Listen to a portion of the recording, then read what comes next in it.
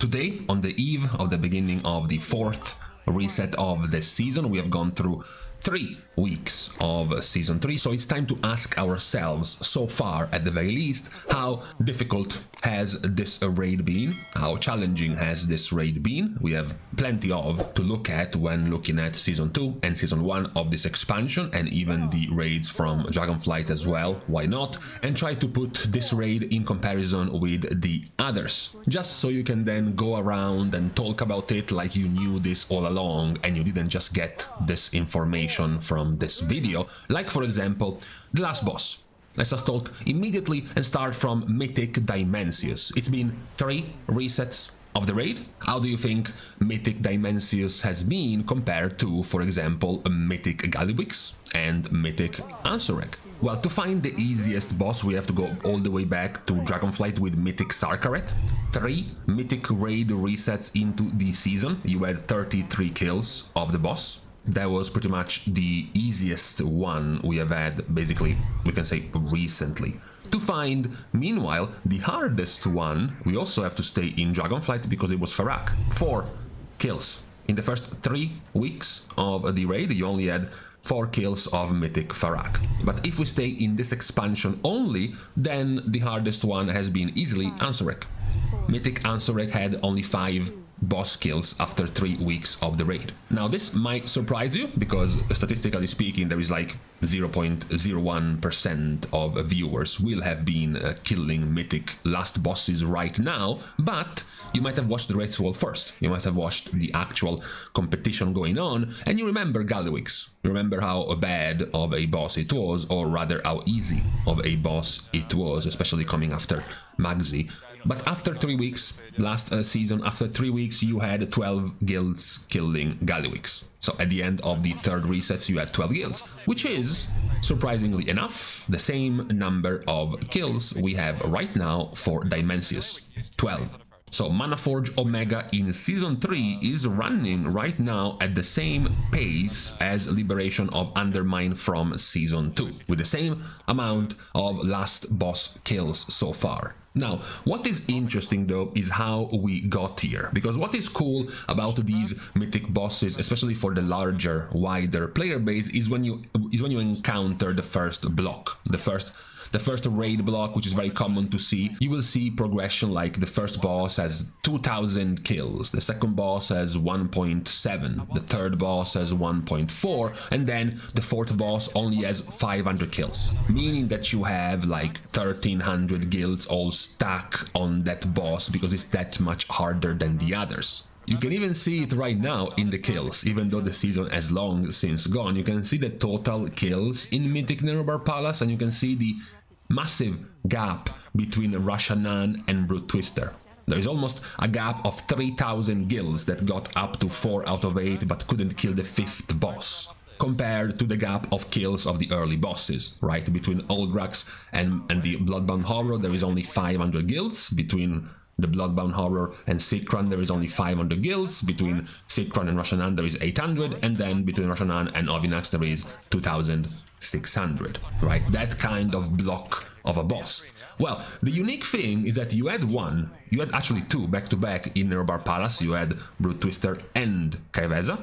Then you moved over to Liberation of Undermine, and you had possibly even 3 back-to-back because you started with Styx. And then it just got harder until you reached the disappointing last boss. It was Styx, into Sprocket, into One Arm Bandit, into Magzi.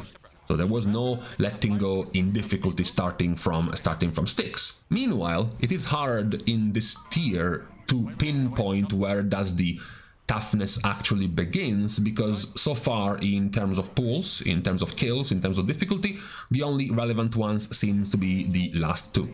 Nexus King, Saladar and Dimensius. Before them, there is quite the disappointment. To put this disappointment into perspective, technically speaking, let's officially swap the number of boss. Soul Hunters supposedly is boss number 5, and Fractillus supposedly is boss number 6, but pretty much all the guilds are doing it the other way around. They're killing Fractillus for 5th and then Soul Hunter for 6th. You can see that Soul Hunters, even though they are supposed to be the 6th boss of the raid, we almost have 300 guilds killing Soul Hunters after 3 resets of the raid. For context, Sprocket in Liberation of Undermine, which is the 5th boss, not even the 6th boss, only had 172 boss kills after 3 weeks. The actual 6th boss of the raid, One Arm Bandit, so comparable with the Soul Hunters, One Arm Bandit had 44 kills. So we have 293 for Soul Hunters and only 44 for One Arm Bandit. Now, talking about 6th bosses in Nerubar Palace, Kaiveza was the 6th boss, and you have 90 kills of Kaiveza after 3 weeks. So, Soul Hunters is significantly easier than the other comparable 6 bosses we have gotten so far. That's definitely the most visible difference in this tier. It's hard to pinpoint the mid-tier, mid-level difficulty spike. We were expecting it to be a Raz on boss number 4, just like boss number 4 was Styx last season, but Blizzard only made it hard for about half a day for like Liquid before it was hot fixed, and then it became significantly easier. Fractillus could have been a super tough damage, DPS check, which didn't really turn out to be that. It turned out to be very, very undertuned, to the point where the 5th boss, Soul Hunters, was harder. But even with Soul Hunters being harder, we're still talking about a pretty easy boss if you have almost 300 guilds killing them on week 3, when in previous tiers you had 40 to 70 guilds killing the 6th boss of the raid. Things only go back to normal, only go back to the standard once we reach Nexus King. Although, even reaching Nexus King, we are still slightly on the easy side. Nexus King is the 7th boss of the raid. Nexus King, after 3 weeks, has 47 guilds defeating him. Magzi had 15. Silken Court had 20.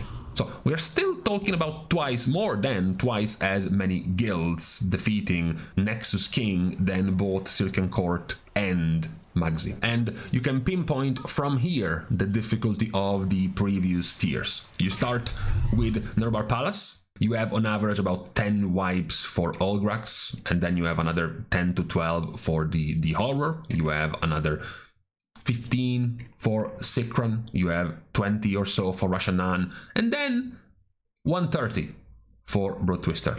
And then it goes up because it becomes 150 for Nexus Princess, and it keeps going up because it becomes 210 for Silken Court, and it keeps going up because it becomes 260 for Ansurek. Now, once you move to Liberation of Undermine, it starts on a similar level because, again, sure, 3 pulls for Vexi, fine, and then 12 pulls for Cauldron, and then you have 25 or so pulls for Rick.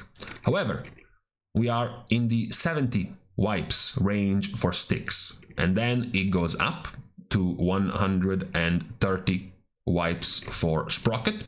It says basically that there 135 wipes for One Arm Bandit, and then 130 wipes again for Magzi, and then it drops down to only 100 wipes for Gallywix. But basically, from Styx to Gallywix, you are in the 100 plus wipe range in this raid.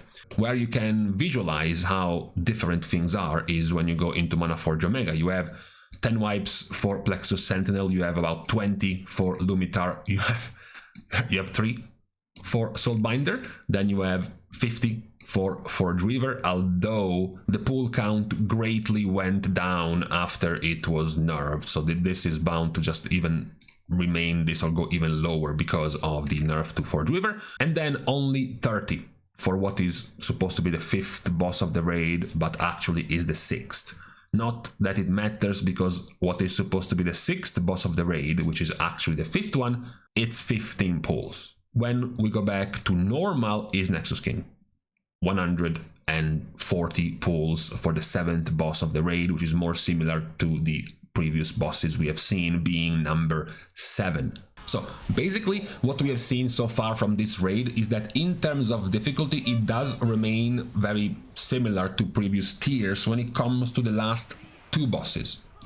Nexus King and Dimensius are on track in difficulty with previous expansions, with previous tiers. There's nothing out of the ordinary for these 2 bosses. Where things crumble down and become significantly easier is basically in all of the bosses before them. From the disappointment of the lack of an early block boss, which was Styx last season, and this season it was Aberrus, which was nerfed and it became much easier. At this point, traditional double block before the last bosses we have gotten for both seasons of this expansion. We have gotten Brute Twister and Kaiveza, and then we have gotten Sprocket and Styx. This tier, Fractillus and Soul Hunters were very disappointing.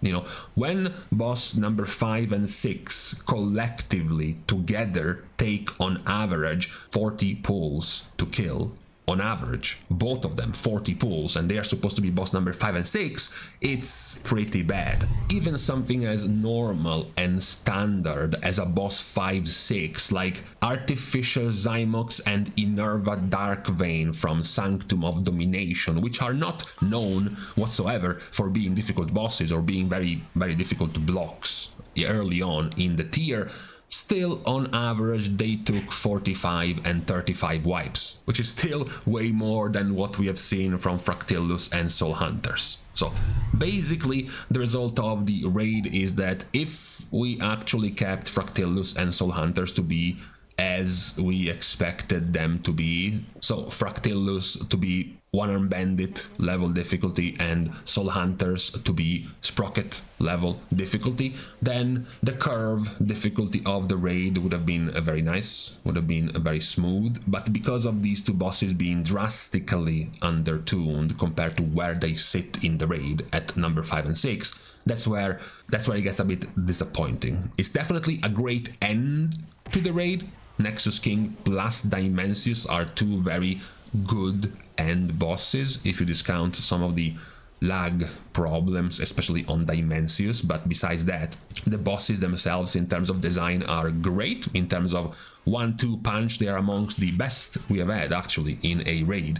I think they comfortably beat Silken Court into Ansurek, and they still easily beat Magzi into Gallywix because of what happened with Galli, pretty much. So the raid definitely wins out in that department. It's just that what came before was a bit undercooked, a bit underdeveloped. Perhaps Blizzard had a stroke to their heartstrings. This was the last tier of the expansion. They wanted to go a bit easier on players and perhaps overshot their idea of, I guess, balancing in terms of difficulty for these bosses, and they ended up being less difficult than expected. That is our deliberation so far on what we think about the difficulty of this raid, the complexity, the challenge in this season 3 of the expansion. Amazing, and also amazing design of the entire raid in general. It's just that the middle of the pack bosses have been a bit undertuned compared to what was expected of them. So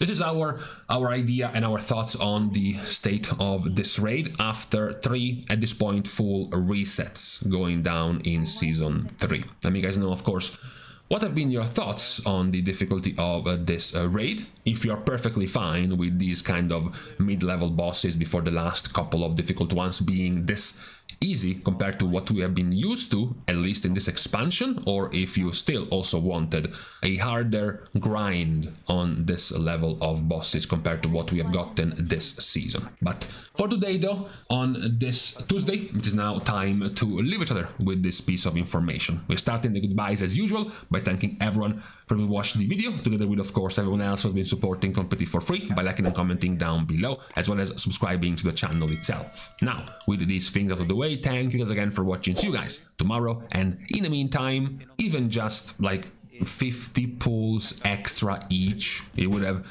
at least defeated the allegations of being joke bosses, you know, just 50 each.